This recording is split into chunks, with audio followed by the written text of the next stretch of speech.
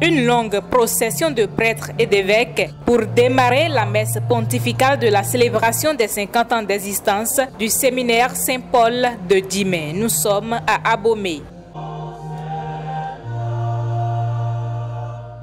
Quoi de plus qu'une action de grâce au Seigneur pour ces longues années de vie données à ce séminaire? Un séminaire qui a connu de grandes mutations durant toute cette période.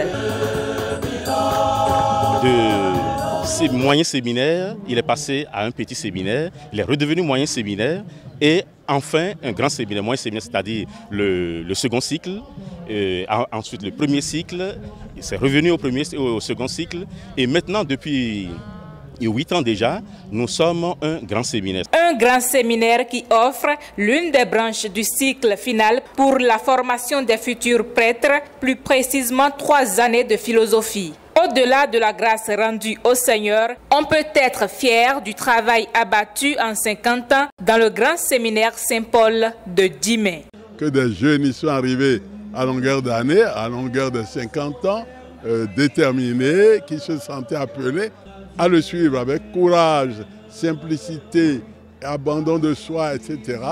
Ils ont abouti, je ne sais pas comme les prêtres, on dénombre qui sont sortis depuis 50 ans de cette maison. Ce jubilé des 50 ans veut dire que nous avons bouclé la boucle. C'est-à-dire que nous avons essayé pendant un demi-siècle, avec la grâce du Seigneur, d'essayer de travailler dans la vie du Seigneur.